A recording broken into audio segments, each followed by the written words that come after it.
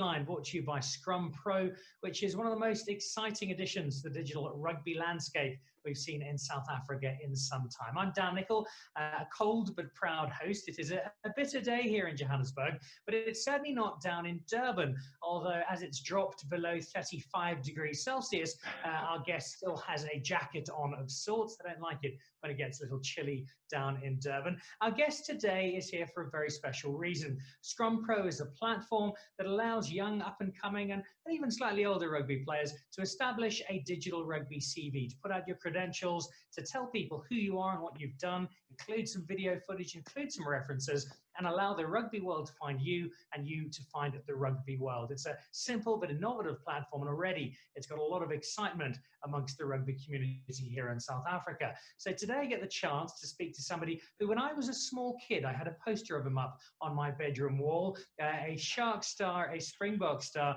and someone with some great lessons to impart on young rugby players thinking of a career in the game. That superstar is Odwa Ndungane. Odwa, hello, how are you?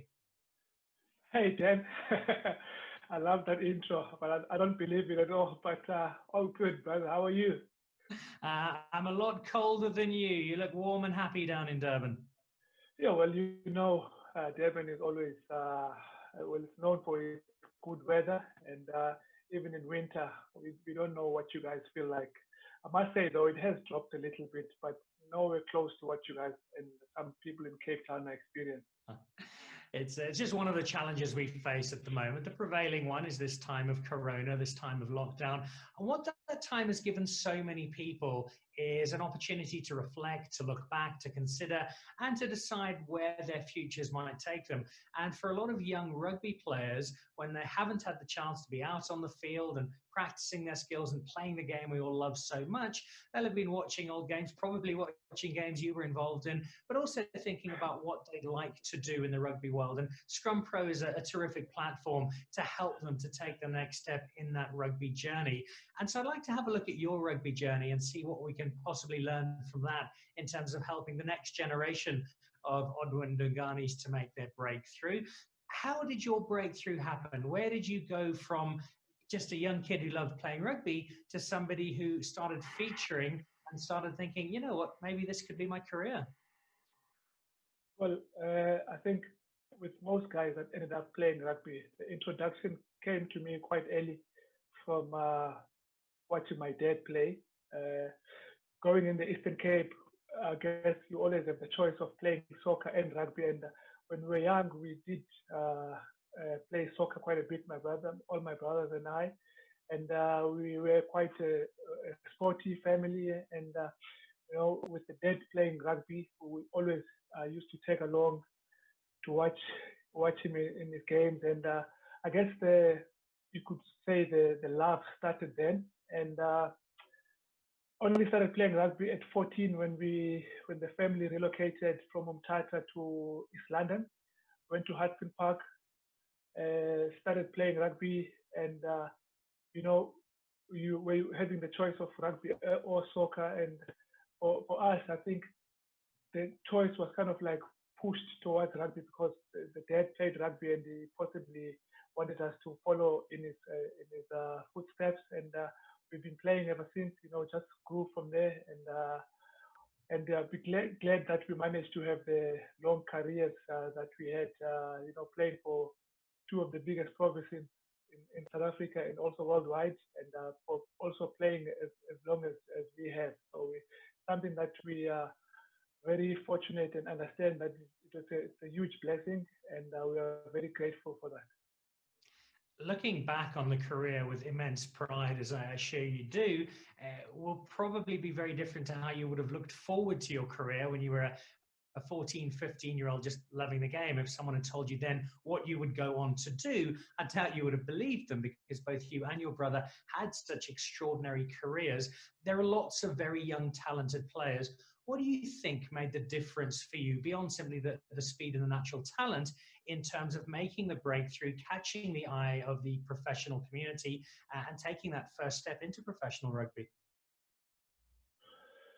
I think, to be quite honest, a lot of it, I give credit to my father for the lessons that he taught us. which were discipline and dedication. And he had his own way of teaching us those attributes, which at times we didn't understand. But the older we got, you kind of seen what he was uh, what he was trying to instill in us.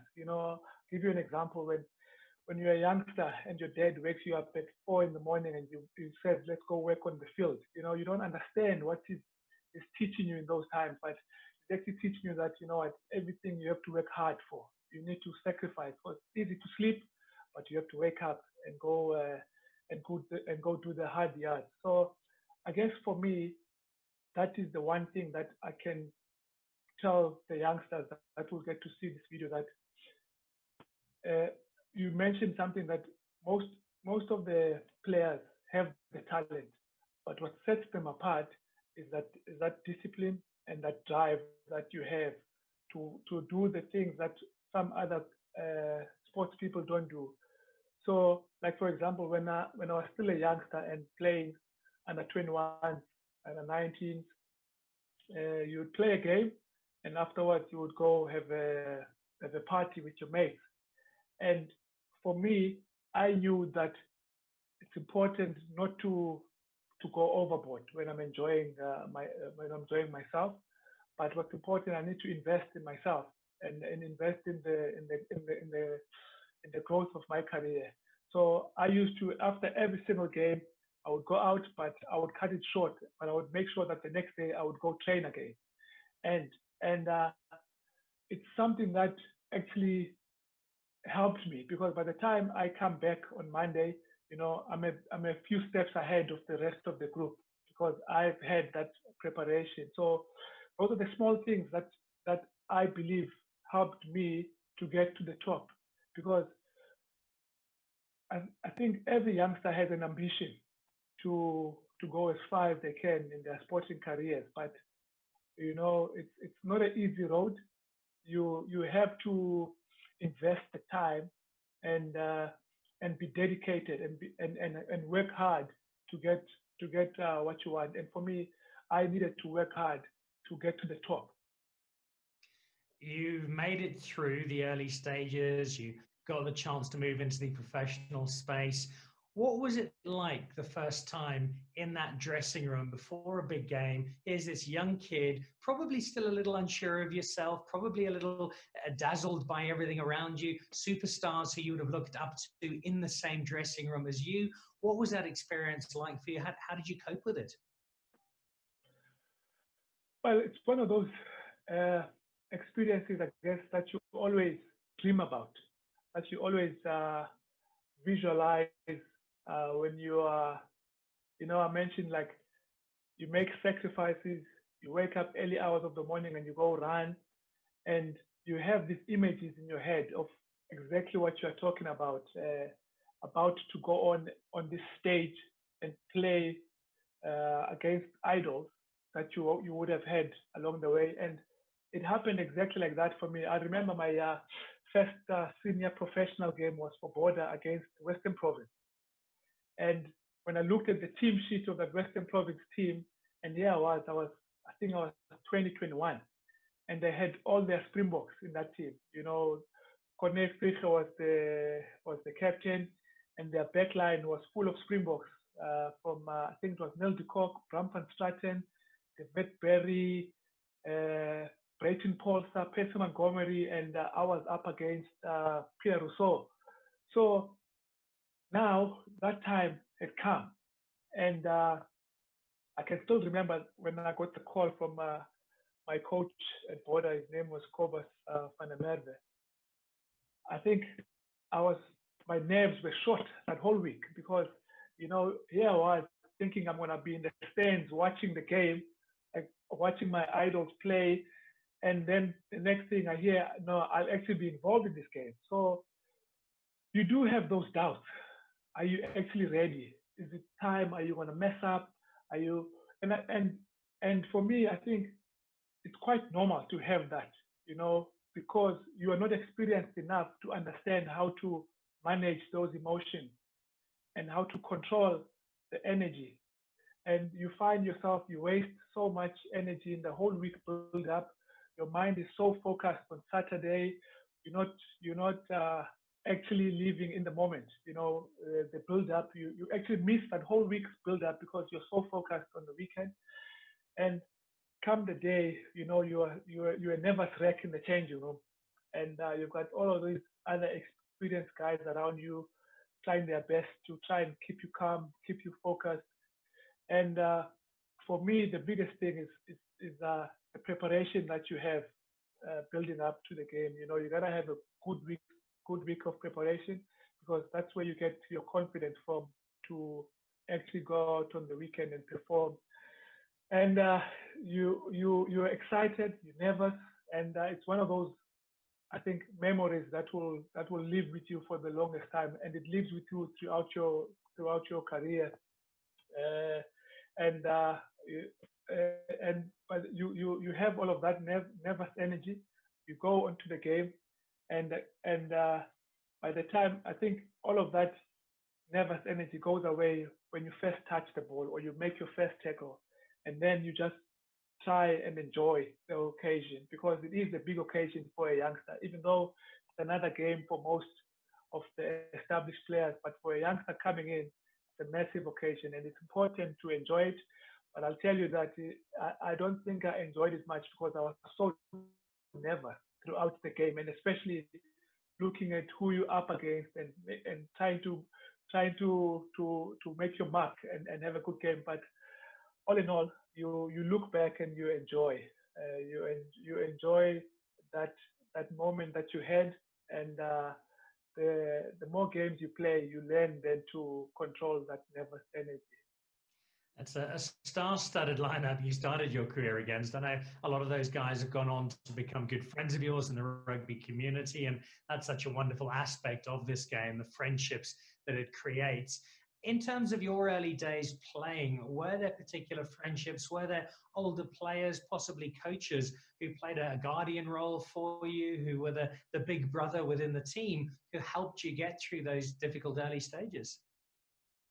Yeah, I think like you rightfully say, you do play with. I guess team sport has that environment where you'll always have uh, more senior guys and junior guys.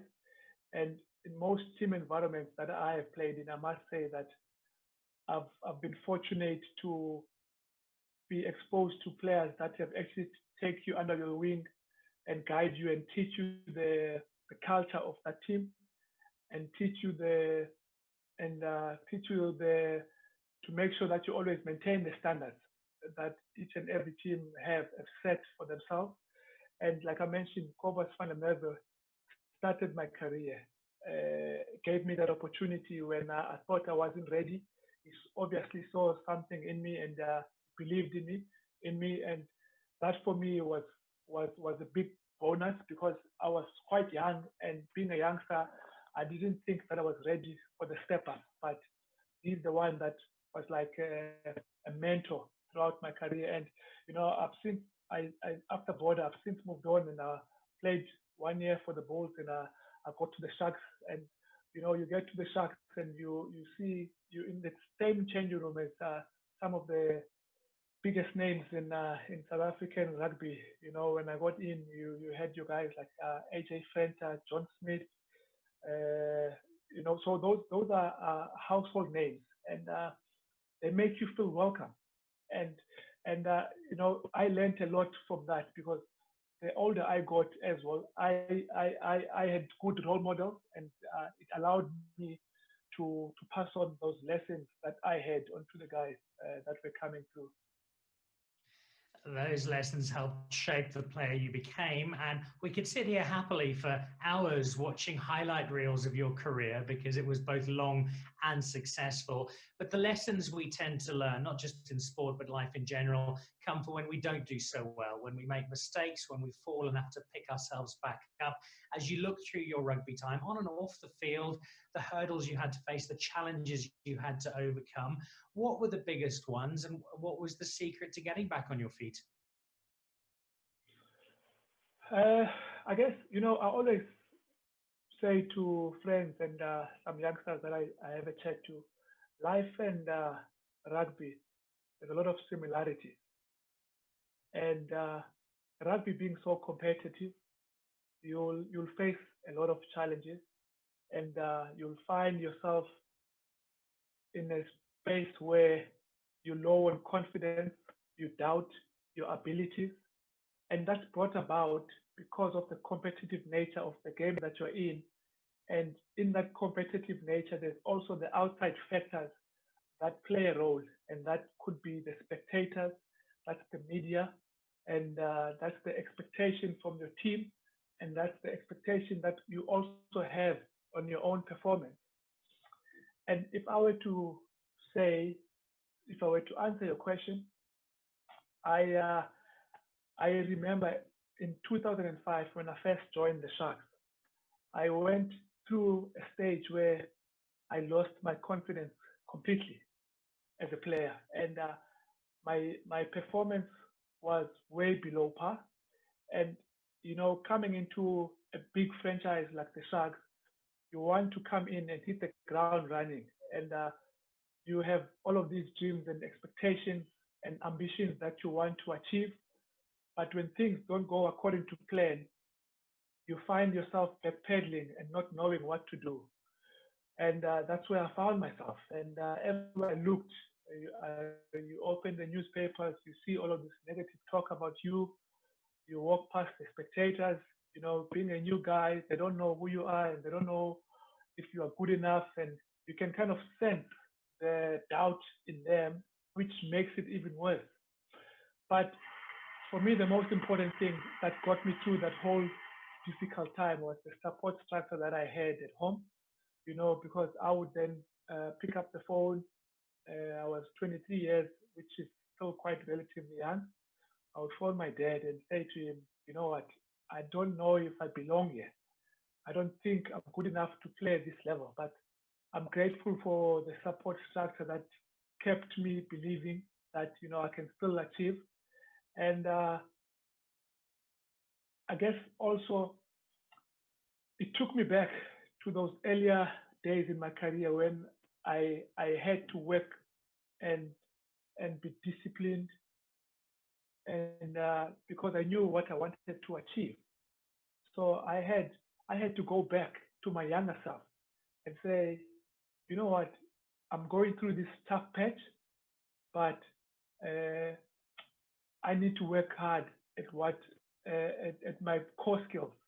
So that is catching the high balls, catching just the basic skills that a player in my position needs to excel in to to get better and perform well on the weekend. And then I spent time, uh, hours, uh, just on conditioning, just working on those basic skills. After training, I stayed behind. I would ask guys to kick on me. I would ask Butch or Ruan to just kick high balls. I'd ask Butch to kick on me. And I spent hours and hours in training and training because I wanted it bad enough. And I knew that it wasn't going to be given to me. It was up to me to go out and get it. And when the season went on and finished, they gave us time off to go home and refresh. But I had a mission. I had to keep working because now my target was on 2006, which was the following year. That on 2006, I need to come back and be ready. So the thing is that I believe was uh, that helped me revive my career, so to speak, was that I needed to reset the button and go back and start and put in the hard work.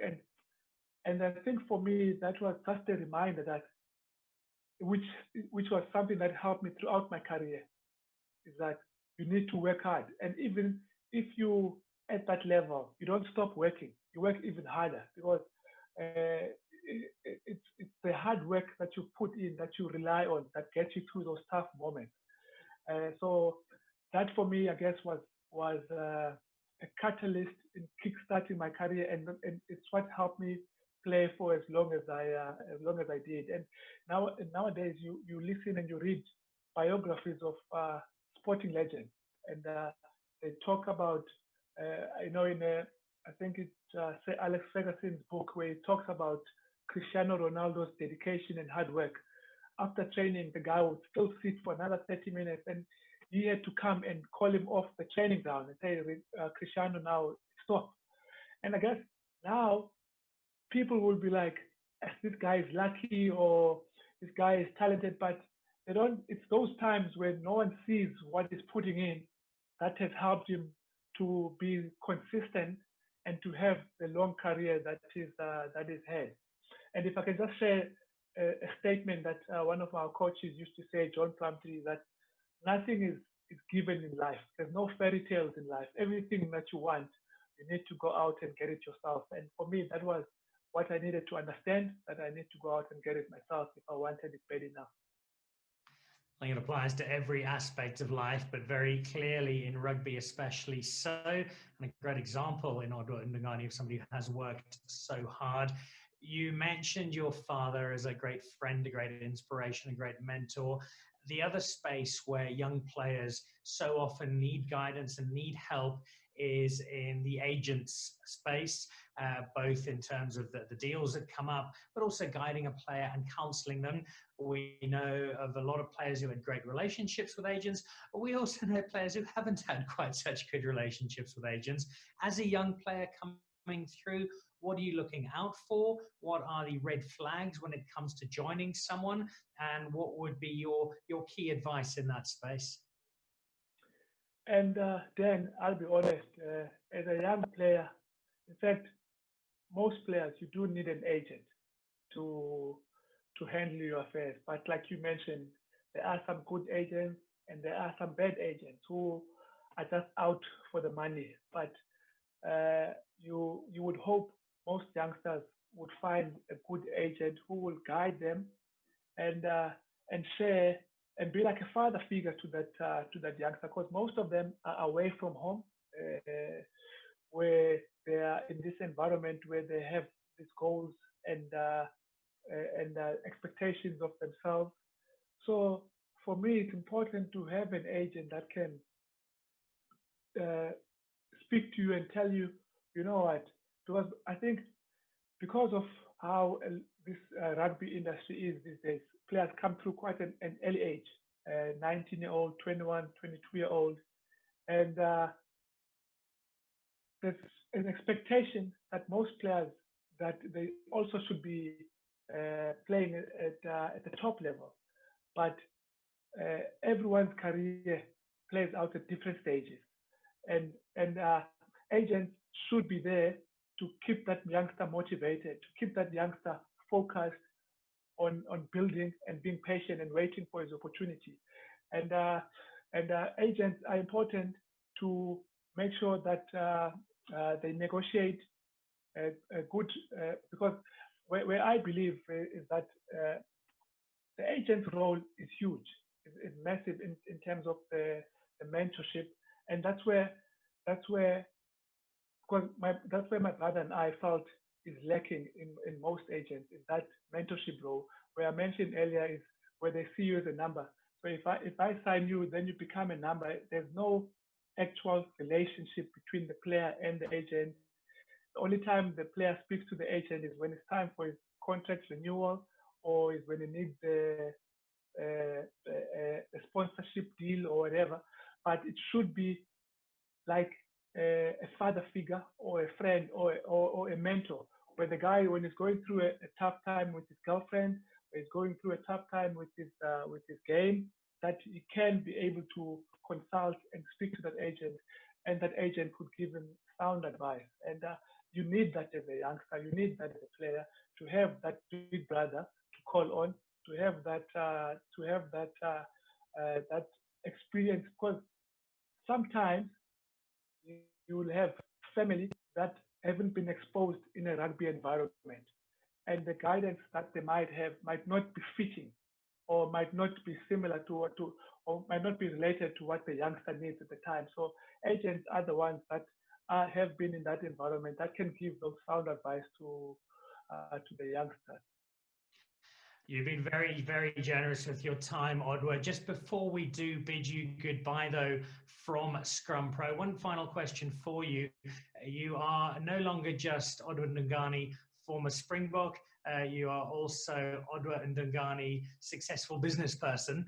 And it's been a very important part of your life to have a plan beyond rugby. You've studied hard, you've explored the world beyond rugby. No matter how dedicated you are, no matter how talented you are, there's always the chance rugby won't work out, be it injury, be it bad luck, misfortune. You need something to fall back on. And you're a great example of ensuring that as much as you put into rugby and as hard as you do work, it is not the sole area of focus, and you do have something else to back yourself up once that rugby career does come to an end. It is very important then, and rugby is a great career, and players can have a long career, players can have a short career. But the one thing which we always push in our agency is that youngsters need to study, and I know that most youngsters don't believe that studying is important. I can always do it later. But speaking from someone who's played, I'm actually now having to study, and having to run a business, being a family man, having so many responsibilities. Your time is so limited. It's so difficult. I wish I had actually studied when I was still young. So the message I'm going to give to the youngsters is that now, while you're still playing and you have time, put in the hours in studying and prepare yourself for when your career ends, because no one knows when it will end, and it could end prematurely, or it could end 12 years down the line, and by the time you finish, you are 32, 33, which in the world in the outside of rugby, you are still a youngster. At 32, you have the whole life ahead of you, and you would have prepared yourself with the studying, and it will just put you in a better position, because rugby gives you so much. It puts you in a network of people that can assist you post your playing career. If you then use that network that you have, and then you come there into a meeting and you have a BCom degree, or a degree, or you've studied. People look at you in a different light, because as much as the private sector, or the business people admire rugby and they love the sport, but they see you as a rugby player. But they need to see you beyond that, not just as a rugby player, but as a person who's actually smart, who can add value into that business. Because rugby teaches you values that will help you post your playing days. They teach you to work in a team. They teach you to work hard.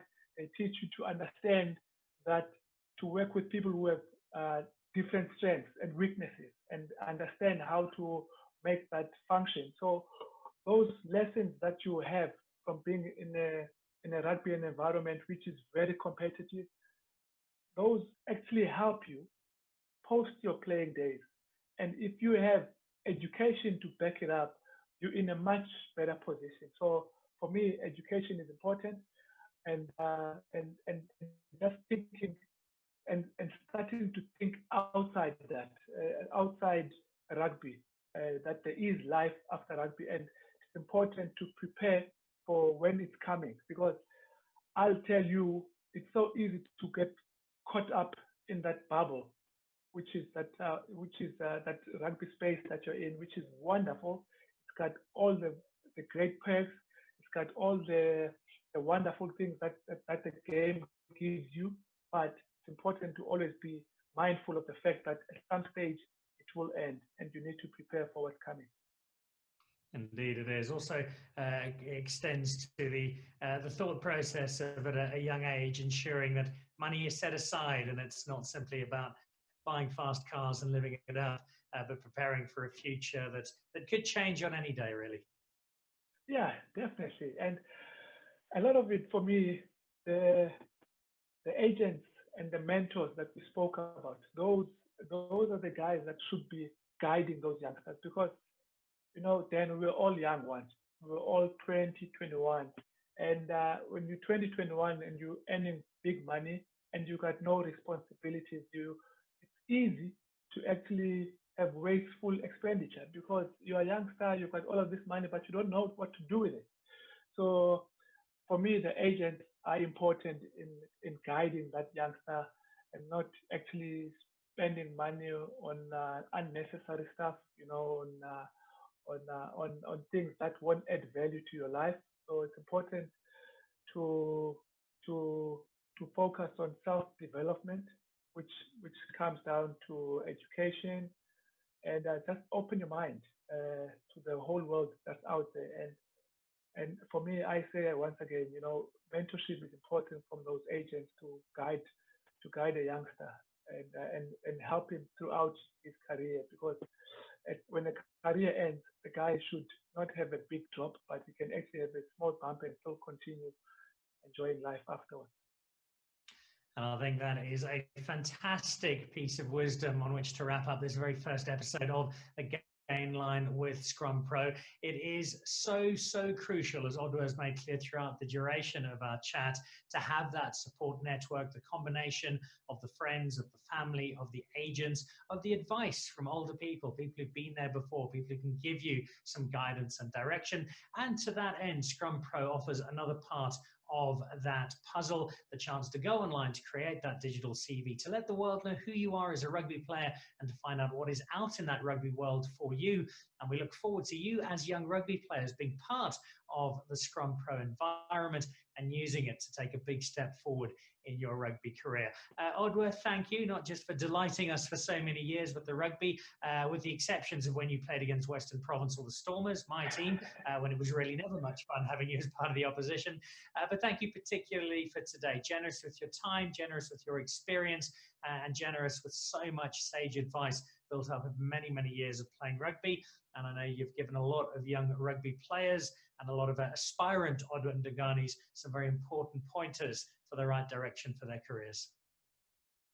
Thanks, Dan. It's been a pleasure chatting and seeing you again. It's nice seeing a face that you, because of this lockdown, we haven't seen for a while. Now we've missed you on TV, but it's good to see you again and have a chat to you, Dan. Well, indeed. So there we go. That is the Gain Line presented by Scrum Pro. Head over to scrumpro.co.za. Have a look through it. It's a genuinely exciting platform, and I can't wait to see where it goes and where young rugby careers go with it. We'll be back again soon with another episode, another fantastic rugby star talking through a rugby story and giving out some really valuable lessons for our next generation of superstars. Big thank you to the Scrum Pro team for putting this together and to Odwa Ndungane from down in Durban. I'm a very cold Dan Nicholl in Johannesburg. Look forward to seeing you again soon. Goodbye.